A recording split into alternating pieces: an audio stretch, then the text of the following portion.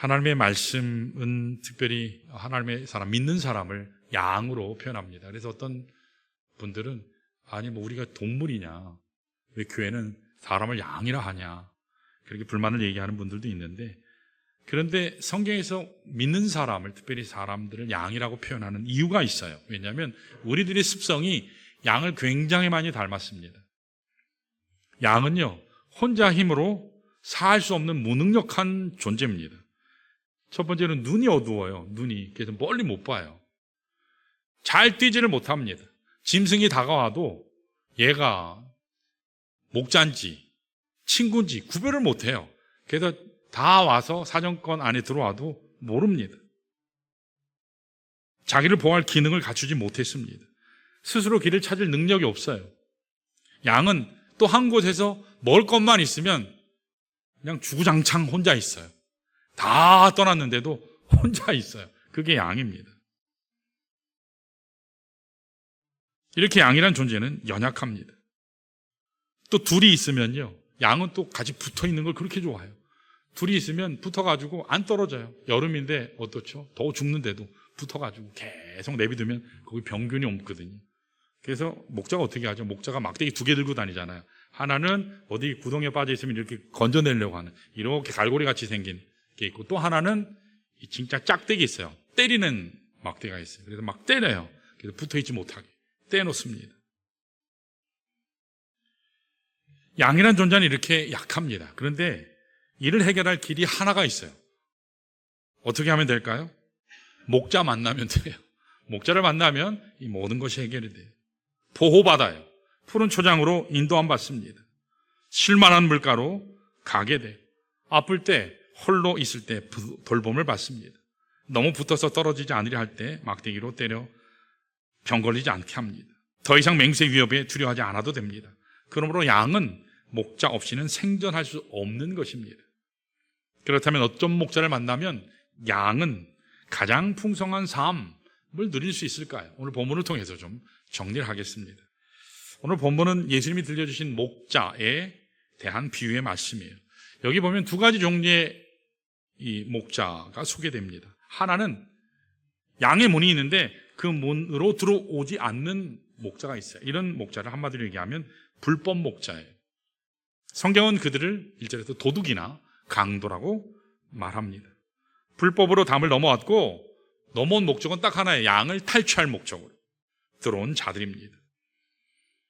아마도 예수님께서 거짓 선지자들이나 그 당시 유대 종교 지도자들, 제사장, 유대 관원, 또 서기관, 또 심지어는 바리새인들을 염두에 두고 하신 말씀 같습니다.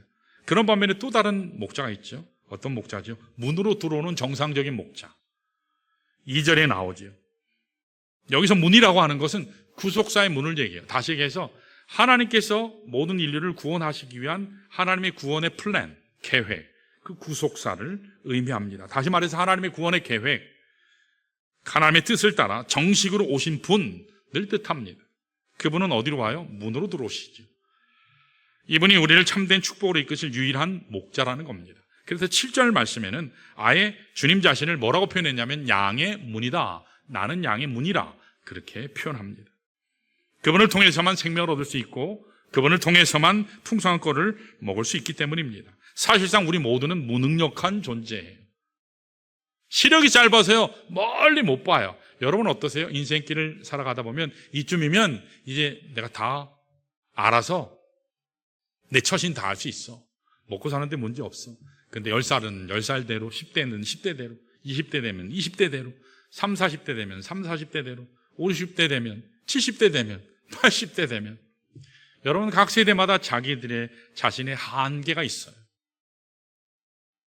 왜냐하면 인생 전체를 보지 못하기 때문에, 시력이 짧기 때문입니다. 앞을 보지 못하기 때문입니다. 그래서 구덩이에 잘 빠져요. 그리고 빠지면 못 나와요. 그게 양인데 우리 인생의 모습이 꼭 그렇습니다. 그러나 목자만 만나면 이 모든 것이 해결됩니다. 목자를 만나면 자유하게 돼요. 목자를 만나면 쉴만한 물가로 인도함 받아요. 목자를 만나면 푸른 초장으로 인도함 받아서 굶지 않게 됩니다. 풍성한 삶 살게 될 줄 믿습니다. 자, 목자이신 예수 그리스도께서 연약한 우리를 어떻게 돌보시는가 오늘 말씀을 통해서 좀 보겠습니다. 그래서 제목이 뭐죠? 이렇게 돌보십니다. 이렇게 돌보세요. 자, 세 가지 면으로 돌보시는데, 자, 따라할까요? 부르심을 통해서 돌보신다. 근데 그 부르심을 통해서 돌보시는데 그 베이식이, 그 동기는요, 사랑이에요. 사랑으로 부르세요.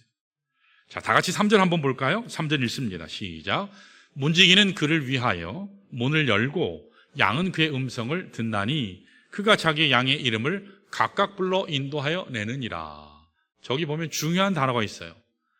양의 이름이라는 데 동그라미를 하나 치시고요, 각각이라는 데 동그라미를 한번 쳐보세요. 여기 특별히 문지기는 많은 학자들에 의하면 침례 요한 또는 성령이다, 그렇게 이제 해석을 하거든요. 문지기는 두 가지 특징이 있습니다. 자기 양의 이름을요 각각 붙여줘요. 그리고 또 하나는 양의 이름을 붙여줄 뿐만 아니라 그 이름을 불러줘요. 이름만 붙이고 끝나는 게 아니라 이름을 불러줘요. 그래서 이스라엘에 가면 양들이 각각 목자가 다 다르거든요. 보통 100마리씩 키우는데 이쪽에 A그룹, B, C, D, E 뭐 쫙 있어요. Z까지. 그럼 각각 한 100마리씩 키우는데 희한하게 목자가 아무개야 라고 부르면 희한하게 그 목자의 음성을 듣고 쫙 모여요. 한 마리 한 마리 불러요. 그러면 각각 목자 앞에 양이 줄을 쫙 서요. 희한하죠. 자기 목자의 음성을 기가 막히게 알아요. 목자는요 양의 이름을 불러요. 어떻게 불러요? 각각 불러요. 한 마리 한 마리를 다 부르고 그 한 마리의 특성을 다 알아요. 목자가요. 그래서 여기 양 이름과 각각이라는 표현에 우리가 주의를 해야 되는데, 먼저 자기의 양의 이름이라고 하는 것은 사랑의 대상을 얘기해요. 사랑의 대상. 다시 얘기해서 개인적으로 사랑하는 거예요. 동물이기 때문에, 짐승이기 때문에 못 알아듣겠지. 아니요. 양은 기가 막히게 알아들어요. 사랑의 대상이에요. 목자가 사랑하는지 알아요. 그래서 그 음성을 기억해요. 굉장히 가까운 친밀한 개인적인 사랑의 대상. 그래서 그 이름을 불러주는 거예요. 보통 유대 양측의 경우 100마리 정도의 양을 기릅니다. 100마리의 양의 이름을 다 기억하고 이름을 붙여주고 기억하고 이름을 각각 불러줘요. 솔직히 우리는 우리 주변 사람들에 대해서 어떻죠? 잘 까먹잖아요. 잘 까먹어요. 저도 자꾸 잊어버립니다. 그래서 자꾸 보고 또 기억하고 보고 기억해야 돼요. 사실 양을 키우는 목적이 잡아먹으려는 목적이잖아요. 그렇잖아요. 양이 털 깎아서 팔려고 하는 목적이잖아요. 잡아먹으면 그만인 양인데 이 100마리의 이름을 붙여줄 뿐만 아니라 그거를 다 기억하고 한 마리 한 마리를 불러준다고 하는 것은 이건 참 경이로운 일이에요. 굉장한 사랑의 표현이에요. 재산으로 여기는 게 아니라 이 양 한 마리 한 마리를 가족으로 여기고 있다는 거예요. 가족이에요. 우리들도 그렇지 않습니까? 이 강아지, 고양이 거의 가족으로 생각하잖아요, 요새요. 옛날에는 애완용이었는데 요새는 거의 가족이에요. 여러분, 반려라는 말은 사람에게 붙이는 거예요. 반려자라 그러잖아요. 그렇죠? 그래서 아내를, 남편을 반려자라 그러잖아요. 근데 이 개하고 고양이에다가도 반려라는 말을 붙이잖아요. 반려견, 반려묘, 그렇게 갖다 붙이죠. 지금 큰일 나죠. 옛날에 이름 붙일 때 저는 그렇게 물론 안 붙였습니다. 이름을 붙이면 이제 개 이름이 몸보신, 아니면 한사발, 한 그릇 이렇게 갖다 붙였어요. 걔가 요만하니까 얘 뭐 잡아먹어봐야 한 그릇밖에 안 됩니다. 좀 얌전하면 바둑이, 때에 따라서는 뭐 개새끼라고도 했는데 그래도 큰일 나죠. 요새는 우리 애한테 욕을 했다고 막 그러잖아요. 우리 애한테. 요즘은 애완견이라 안 하고 반려견, 반려묘라 하죠.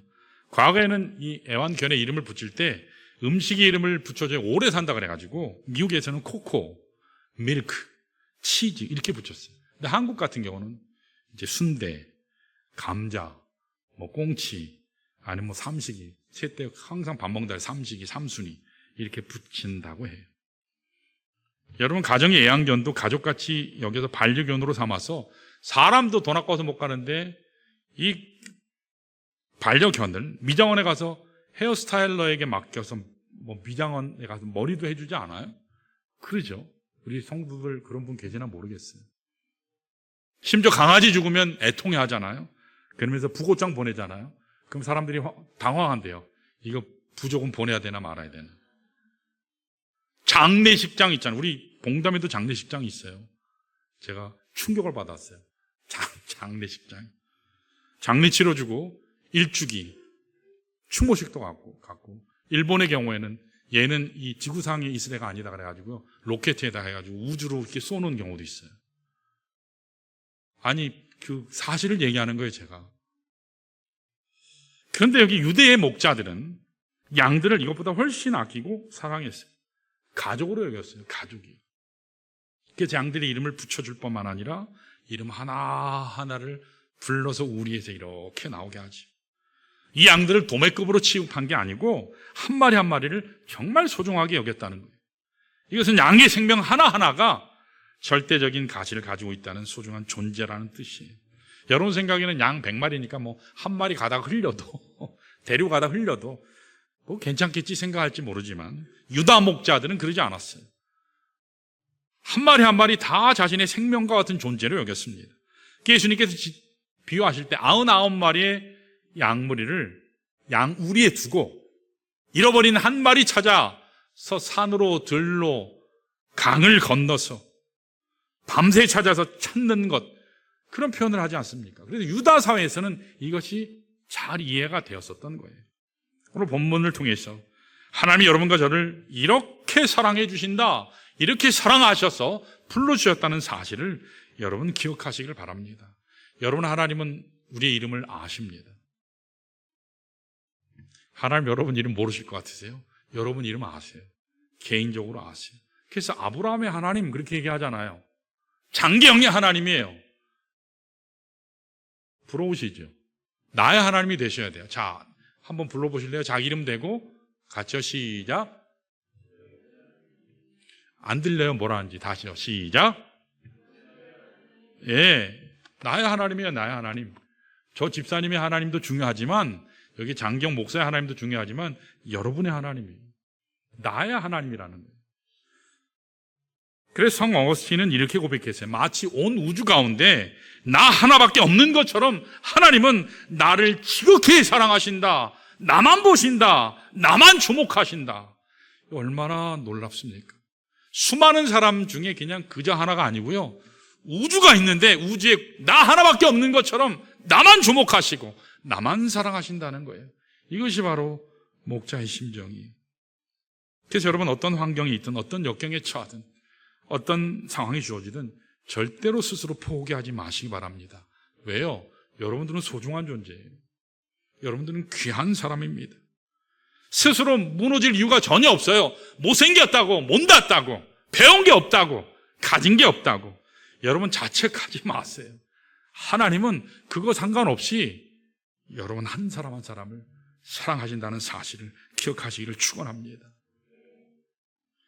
여러분, 일반적으로 이 시대에 살아가는 사람들이 자살을 생각하잖아요. OECD 국가가 우리 19개 정도 있다고 아는데, 근데 자살률이 제일 높은 나라가 어디죠? 우리나라예요. 우리나라, 대한민국. 굉장히 안타깝죠. 여러분, 자살하는 사람들이 마지막 숨을 끊어내는 이유가 뭔지 아세요? 환경이 어려워서요. 사는 게 힘들었어요. 물론 그것도 이유일 수 있어요.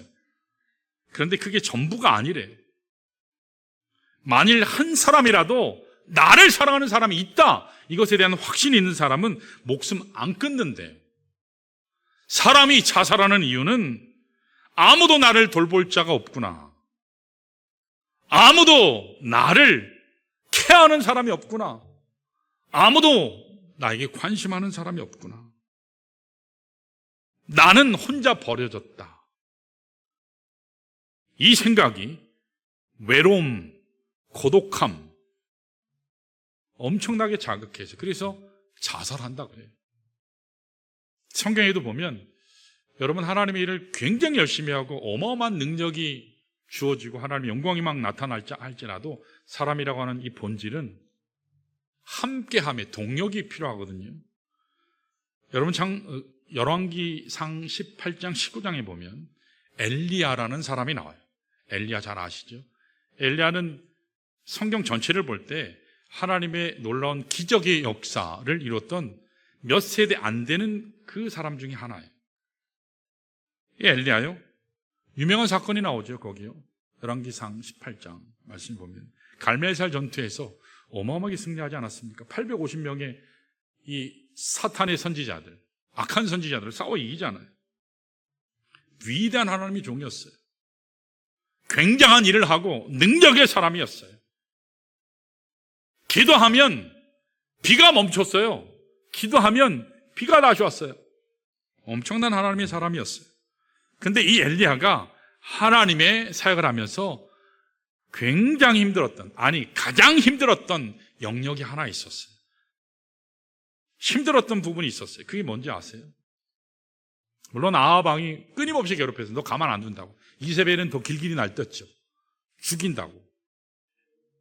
바알 숭배자들이 득세하고 그들이 막 합력해서 괴롭히니까 힘들었던 거 있을 수 있어요.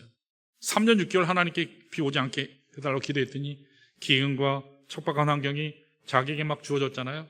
그것 때문에 힘들 수도 있었어요. 자, 그런데 이 모든 것들보다, 이 모든 것을 합한 것보다 훨씬 힘들었던 게 한 가지 있어요. 그게 뭔지 아세요? 그게 뭘까요? 나는 혼자다. 그거예요. 여러분, 갈멜산 전투가 벌어졌을 때 물론 엘리야가 제안한 전투이긴 하지만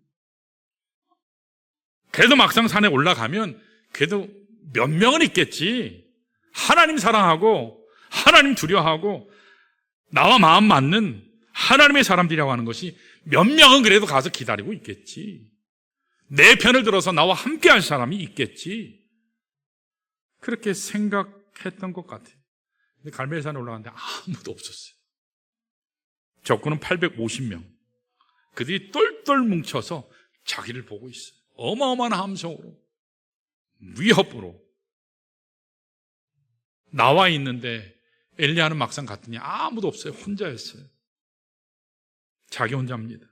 물론 엘리야가 믿음으로 신앙의 능력으로 승리하긴 했어요. 자, 그런데 19장에 가면 엘리야가 이것 때문에 굉장히 상처를 받아요. 그래서 하나님이 어떻게 하셨죠? 하나님이 어떻게 하셨죠? 위로하죠. 계속 엘리야는 나는 홀로 버려졌습니다. 나는 홀로 버려졌습니다. 이 식 때문에 결국 낙심하게 되고 로뎀 나무 아래 가서 기도했어요. 뭘 기도하죠? 죽여 주시옵소서. 자살 기도요. 자살을 청원하는 기도를 했어요. 성경에서 자살을 청원하는 기도는 이게 거의 유일하지. 그야말로 완전히 탈진한 거예요. 뭐 일하다가요? 하나님 일하다가, 사역하다가, 엄청나게 흥왕한 하나님의 성공적인 사역을 하다가 탈진해버렸어요. 무너져버렸어요. 그때 하나님께서 은혜를 베풀어 주셔서 자기 하죠? 먹게 하시죠. 재우고 먹이시고 재우고 먹이시고 회복했죠. 그래서 다시 호렙산에 하나님을 만나러 뛰어갔어요. 호렙산에서 다시 하나님을 만났죠. 그런데 엘리야가 다시 만난 하나님 앞에서 또 뭐라 했는지 아세요? 나만 홀로 남았사오니 또다시 나는 혼자입니다. 나는 혼자입니다. 또 그렇게 얘기해요. 여러분, 과연 엘리야가 혼자 있었을까요? 목회하면서도 이런 때를 참 많이 만나요. 아, 나는 혼자구나. 아, 나는 혼자구나.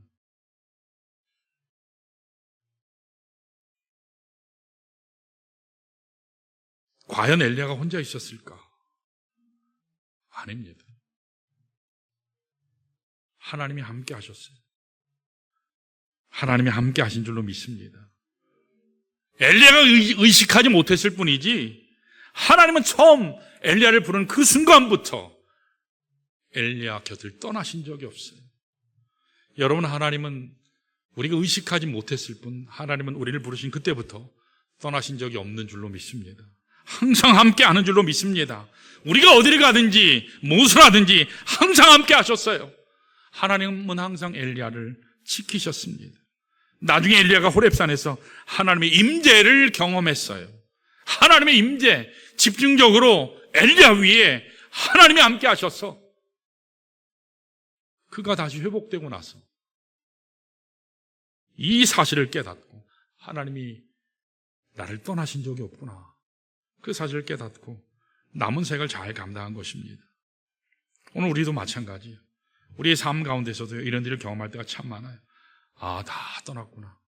날 도울 자가 없구나. 내가 힘 있을 때는 내 옆에 있지만 가진 게 없으니까 나이도 들고 병 들고 힘이 없어지니까 다 떠나는구나. 나만 홀로 던져졌구나. 이런 생각이 들 때, 그런 생각이 찾아온다면 여러분 절대로 절망하시기 마시기 바랍니다.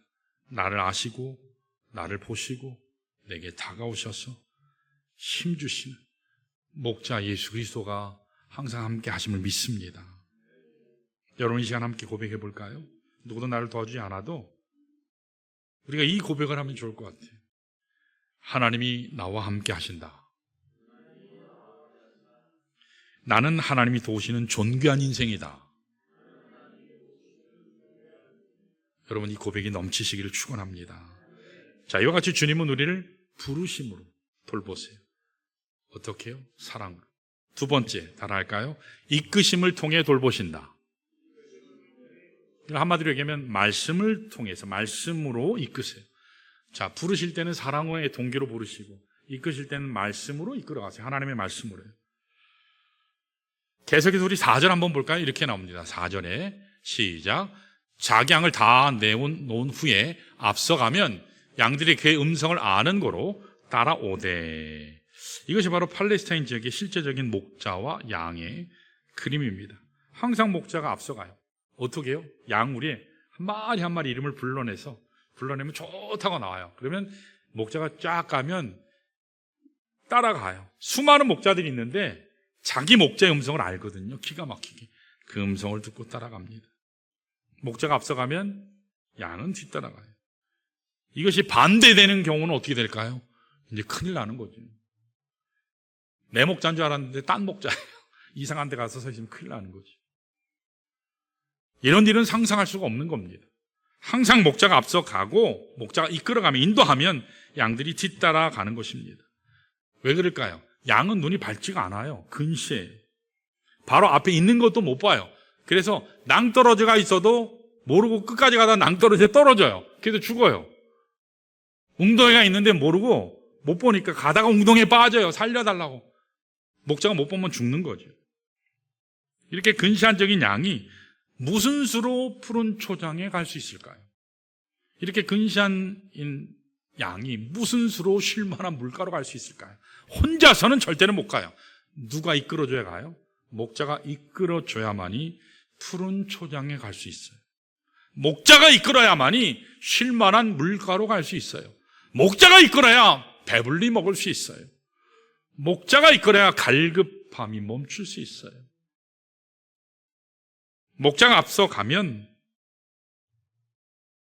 인도하고 인도해주면 그들은 푸른 초장에 도착하기도 하고 쉴 만한 물가에서도 쉴 수가 있는 거예요.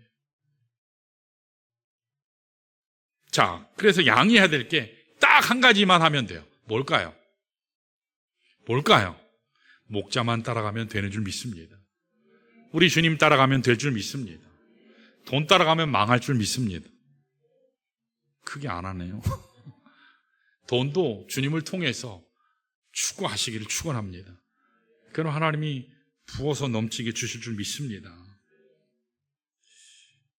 여러분, 우리가 목자를 잘 따라가야 먹을 게 생겨요.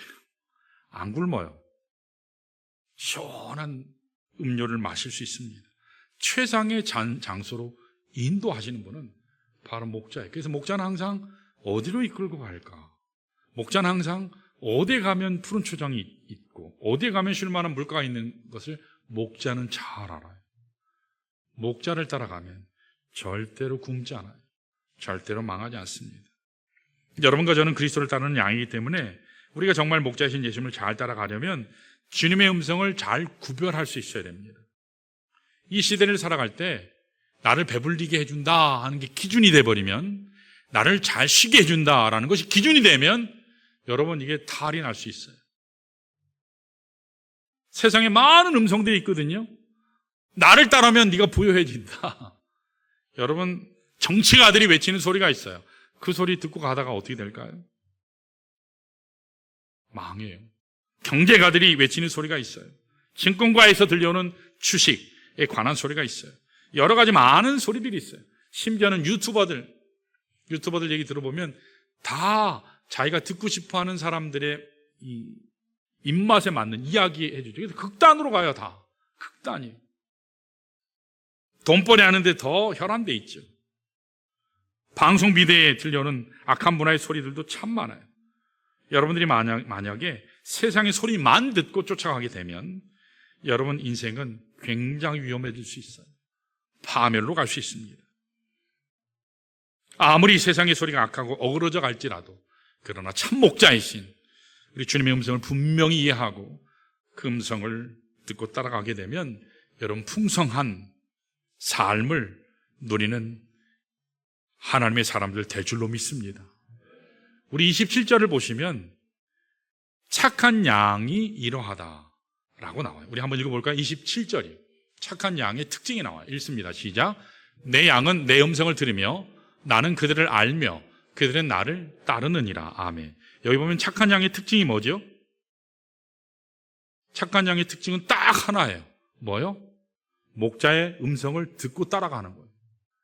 내 목자 음성을 듣고 따라가는 거예요. 딴 목자 아니고 내 목자 음성을 듣고 따라가는 거예요.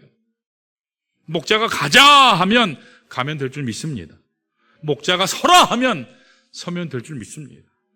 목자가 돌아서 하면 돌아서면 될 줄 믿습니다. 왜요? 우리를 가장 좋은 푸른 초장으로 인도하시려고 하기 때문에, 가장 좋은 쉴만한 물가로 인도하실 것이기 때문이에요. 때때로 우리가요, 주님이 이끄시는 데로 가다 보면 이거 아닌 것 같은데, 이렇게 가다가는 망할 것 같은데, 나의 생각이 안 맞는 것처럼 보일 때가 있어요. 내 생각에는 이것이 돌아가는 것처럼, 한참 뺑뺑 돌아가는 것처럼 느껴지지만 목자이신 주님이 말씀하시면 따라가는 겁니다. 아멘. 왜요? 주님은 우리 인생을 처음부터 끝까지 다 아세요. 어디에 가면 가장 복된 것인지, 어디로 가면 고난 가운데 있을 것인지 하나님이 아시기 때문에 우리 주님이 가장 좋은 길로 인도하신다는 사실을 여러분 기억하시기를 바랍니다. 그래서 따라가기만 하면 하나님이 준비하신 최상의 푸른 초장이 우리를 맞이할 줄로 믿습니다. 자, 이와 같이 우리 목자이신 예수님은 1차적으로 사랑으로 불러주세요. 2차적으로 두 번째는요, 말씀으로 인도하세요. 자, 세 번째 따라할까요? 채우심을 통해 돌보신다. 여러분, 하나님 섬기면서 제일 관심이 뭐죠? 채우시는 거예요. 내 필요를 채워주시고 내 기도 제목을 응답하시고 그걸 제일 원하시잖아요. 그렇죠. 그래서 우리가 잘못된 기도의 태도는 내가 원하는 걸 하나님이 응답하시면 기도 응답 받은 거예요. 여러분, 그렇게 기도하시면 안 돼요. 하나님은 항상 우리에게 가장 좋은 것으로, 기도 응답이 아닌 것이 우리에게 최선일 때가 있어요. 그것도 하나님의 응답이신 줄로 믿습니다. 때때로는 하나님이 기다리라고 하실 때도 있어요. 당장 응답 안 하실 때도 있어요. 그것도 하나님의 응답이에요. 왜냐하면 아직 때가 안 됐기 때문에. 하나님의 준비하신 권세로 우리의 모든 필요를 채워주심으로 우리의 삶을 부욕해 만들어주십니다. 자, 여기 7절을 보시면 7절에 이런 말이 나와요. 그러므로 예수께서 다시 이르시되 라는 말이 나오거든요. 다시라는 말에 동그라미를 치셔야 돼요. 다시라는 말이 왜 나왔을까요? 못 알아들으니까 또 얘기하시는 거예요. 얘기했는데 1절에서 6절까지 비유로 얘기하셨거든요. 근데 못 알아듣는 거예요. 그러니까 주님께서 다시 얘기하셨어요. 다시 얘기하셨어요. 그러면서 뭐라 하시죠? 이번에는 좀 더 깊이 말씀하세요. 그때 제자가 못 알아듣는 거나 오늘 우리들이 못 알아듣는 거나 비슷한 것 같아요. 그러니까 주님은 말씀하시고 또 말씀하시고 하시는 거예요. 자, 우리 7절 한번 볼까요? 이렇게 말씀하세요. 7절이요. 읽습니다. 시작. 그러므로 예수께서 다시 이르시되 내가 진실로 너에게 말하노니 나는 양의 문이라. 그렇게 말씀하셨어요. 처음에 문은 뭐라 하셨죠? 문으로 들어오면 그게 정상적인 목자고, 문으로 안 들어오면 뭐요? 강도고 사꾼, 잘못된 사람이라고 그렇게 얘기하시거든요. 근데 심지어는 여기에서 뭐라고 얘기하세요? 이제 자신을 문이라고 지금 표현하세요. 2절에는 문으로 들어가는 자라고 표현하셨는데 7절에 와서는 나는 양의 문이다 그렇게 표현하세요. 2절에서 문으로 들어간다고 하는 것은 구속사, 하나님의 구속적인 플랜을 얘기하는 거예요. 아까 말씀드렸지만 그 문을 설명하는 거라면 여기 7절에서의 말씀은 예수님 자신을 이야기하는 거예요. 요한복음 14장 6절에서 나는 길이요 진리요 생명이라 했잖아요. 길 대신 주님, 문 대신 주님. 이 문으로 들어와야만 구원받는다. 구원의 문이다. 생명의 문이다. 이걸 설명하고 계시는 거예요. 자, 여기에서 특별히 나는 양의 문이다 라고 하는 것은 이스라엘의 그 당시에 그 컨텍스트, 상황, 그것을 이해를 해야 여기 있는 말씀이 잘 깨달아져요. 자, 그걸 지금 설명을 할게요. 처음 들어보신 분도 많을 수도 있어요. 자, 윌리엄 바클레이라고 하는 쓴 분이 쓴 책을 보면 팔레스타인 지역에는 두 종류의 양우리가 있다 그래요. 양을 이렇게 모아두는 우리가 있어요. 양우리. 한국에도 축사가 있잖아요. 양우리가 있는데 첫 번째 우리는 뭐냐면 집단우리예요. 집단우리. 따라할까요? 집단우리. 자, 이게 뭐냐면 공동으로 같이 양육하는 거예요. 각 집에 양들이 있잖아요. 100마리. 그러면 이 100마리를 양 집단 우리가 있어서 거기다가 다 같이 몰아놓고 관리하는 거예요. 그러니까 이 우리가 클까요? 작을까요? 규모가 굉장히 크죠. 울타리가 잘 쳐 있을까요? 안 쳐 있을까요? 잘 쳐 있죠. 일이나 늑대가 침범하지 못하게 잘 세웠어요. 자, 담장도 높이 쳐 있고 앞에 문도 크게 만들어져 있어요. 양의 우리, 이 집단 우리라 그래요. 그래서 밤이 되면 각 집에 있는 양을 여기다 다 모아서 여기에 자게 해요. 이게 집단 우리예요. 또 하나의 우리가 있어요. 이건 뭐냐면 따라할까요? 야외 우리, 들판의 우리. 자, 양들을 데리고 모시고 목자가 푸른 초장으로 인도해요. 근데 가던 길이 멀어요. 쉴만한 물가로 갔는데 멀리 갔어요. 원래 마을보다. 그럼 어떻게 되죠? 못 돌아오잖아요. 그럼 밤에 야영을 해야 되잖아요. 그럼 언덕 아래 양을 이렇게 모아놔요. 거기 울타리가 있을까요? 없을까요? 없죠. 할 수가 없죠. 늑대나 이리의 침범을 피하기 위해서 가장 협소하면서도 안전한 언덕 아래 자리를 잡아요. 그리고 문은 만들까요? 못 만들까요? 문은 없어요. 문은 그때 어떻게 하냐? 목자가 그 앞에 이렇게 누워요. 문이 되는 거예요. 그래서 대신 문이 돼서 그 안에 있는 양들은 바깥으로 나가려면 반드시 누굴 통해야 돼요? 목자를 통해야 돼요. 목자가 내보내줄까요? 안 내보내줄까요? 요마니까 안 내보내주죠. 안전하게 케어하죠. 자, 늑대나 이리가 와요. 그러면 문된 이 목자를 건너가야만 양을 탈취할 수 있거든요. 근데 목자가 늑대나 이리를 넘어가게 할까요? 아니요. 목숨을 걸고 지키지. 그때 나온 이 이야기가 그래서 나는 양의 문이다 라는 말이 이 말이에요. 실제로 복음서를 읽어보게 되면 예수님께서는 양들을 위하여 실제로 그의 온 몸을 양을 위해서 그 문 앞에 이렇게 누우시듯이 눕히셨어요. 내주셨어요. 그래서 성경에서는 무슨 사건이라 하죠?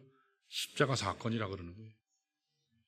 양들을 위해서 예수님 자신의 전부를 다 내어주신 사건. 이것이 바로 지금으로부터 2000년 전 갈보리 언덕에서 일어났던 십자가 사건입니다.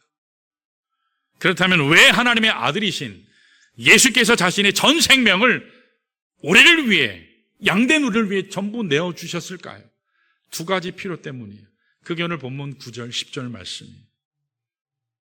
두 가지 필요를 채우시기 위해서요. 굉장히 중요한 말씀이에요.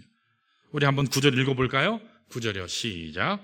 내가 문이니 누구든지 나로 말미암아 들어가면 구원을 받고 또는 들어가며 나오며 꼴을 얻으리라 말씀했어요. 거기 보면 구원을 받고 라는 말씀이 있죠. 이게 영생을 얻는 거죠. 영원한 생명. 그 뒤에 꼴을 얻으리라. 이거는 우리의 삶 가운데 현실에서의 풍성한 삶을 얘기하죠. 이 두 가지가 하나님의 아들이신 예수께서 자신의 몸을 들이신 이유예요. 자, 이것을 10절에서 다시 강조하면서 반복하고 있어요. 10절 같이 읽어볼까요? 시작. 도둑이 오는 것은 도둑질하고 죽이고 멸망시키라는 것뿐이요 내가 온 것은 양으로 생명을 얻게 하고 더 풍성히 얻게 하려는 것이라. 아멘. 자, 9절에서 구원이라는 말을 10절에서는 생명이라는 말로 했어요. 9절에서는 꼴이라는 말을 10절에서는 더 풍성한 삶이라고 얘기했어요. 더 강하게 반복해서 해석해 준 거죠. 십자가를 지신 이유는요, 우리에게 절대로 필요한 것이 생명이기 때문에. 그 어떤 종교에서도 생명을 얘기하지 않아요. 생명이요. 영원한 생명. 영원한 생명만 얘기하는 것이 아니라 이 땅의 현실에서 우리에게 필요한 필요도 풍성하게, 이전보다 더 풍성하게 하나님께서 주시기 위해서, 아들 예수를 통해서 주시기 위해서 십자가에 자신의 모든 것을 내어주셨다고 말씀해요. 여러분, 요즘 한국 사회에 보면 이 밥값이 엄청나게 올라가서 뭘 사 먹으려면 10,000원짜리가 없어요. 그렇죠? 10,000원짜리 만나면 와, 싸다 그러잖아요. 15,000원, 20,000원을 줘야 돼요. 요새는 햄버거가 엄청나게 팔리죠. 햄버거, 맥도날드, 미국식으로 표현하면 맥도날드 이렇게 얘기하는데, 저희 딸은 한국말만 처음에 3살 때 열심히 가르쳐서 2살, 3살 때 맥도날드를 표현을 못해서 맥두만두라고 그렇게 얘기했어요. 큰애가 맥두만두. 그 맥두만두 가자고. 한글을 어쨌거나 열심히 가르쳐서 저희 아이들과 열심히 한글 공부 열심히 하고 집사람 열심히 시켜서 지금 한국말로 대화하는데 전혀 문제가 없거든요. 한국 사람이 맥도날드에서 햄버거 지금 1조가 넘게 먹는데, 1년치를 계산하면 햄버거만 1조를 넘게 사 먹는데, 롯데리아는 9천억이 넘고, 버거킹은 7천억인가, 맘스터치는 4천억인가. 왜 이렇게 잘할까요? 햄버거를 좋아하니까 그러겠죠. 근데 미국에 가면, 캘리포니아에 가면 어바인이라고 하는 곳이 있어요. 어바인 여러분 들어보셨을 거예요. 얼바인, 한국말로 그냥 얼바인 이렇게 얘기하니, 거기 가면 유명한 사람 많이 살아요. 배용준부터 해가지고 유명한 탤런트들, 가수들 집, 좋은 집들 많이 사놨거든요. 거기 가면 이 햄버거 본부가 있어요. 그 이름이 뭐냐? 9절에 보면 들어가며 나오며라는 말이 있죠. 들어가며, in and out. 이게 햄버거 가게 이름이에요. in and out. 들어보셨어요? 햄버거 먹어보셨어요? 설명할 길이 없네요. 먹어봤어요, 설명을 하는데. 굉장히 맛있어요. 캘리포니아에 가면 인앤아웃 햄버거는 반드시 먹어봐야 된다. 맥도날드는 저리 가라 할 만큼 맛있다고들 해요. 실제로 맛있어요. 먹어보면. 유명한 햄버거집 이름이에요. 더블 치즈버거가 아주 거기 메인 메뉴인데, 인앤아웃 이 식당을, 이 체인을 시작하신 분이 1948년 해리 스나이더라는 사람이, 이게 강남에도 지금 아마 오픈한 걸로 제가 알아요. 강남에도. 근데 이분이 신실한 크리스찬이에요. 근데 가게를 시작할 때 이름을 뭘 붙일까 고민하다가 요한복음 10장을 읽는데, 들어가며 나오며 in and out. in and out 하면 뭐죠? 꼴을 먹이시는 거예요. 풍성하게, 건강하게 만들어 주신다. 여기에 힌트를 얻어서 이 통찰력을 가지고, 내가 파는 햄버거를 통해서 하나님의 복음을 전해야 되겠다. 햄버거도 팔면서도 하나님의 복음을 전해야 되겠다 해서 인앤아웃을 시작했어요. 어떻게 복음을 전했을까요? 거기 가면요, 소다를 담는 컵을 주거든요.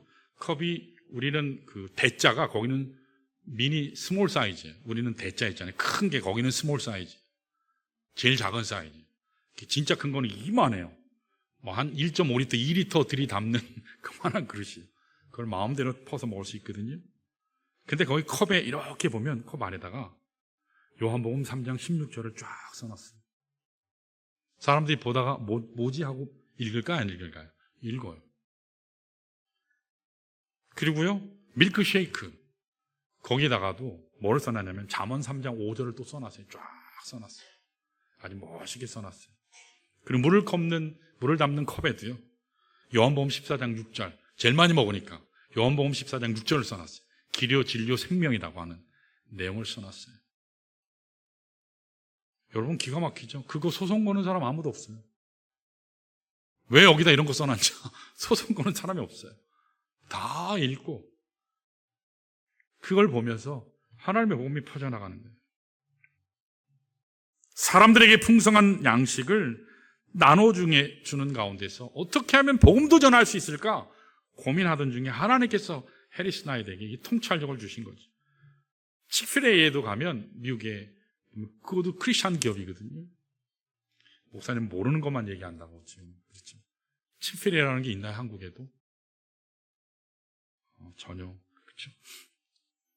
이것도 크리스찬 기업이에요. 맥도날드보다도 단일 매장으로는 이 수익률이 가장 높아요. 동부 중심으로 있고 인앤아웃은 서부 중심으로 있어요. 크리스찬들이 참 아름다운 마음들이죠. 자, 그런데 오늘 우리를 먹여주시고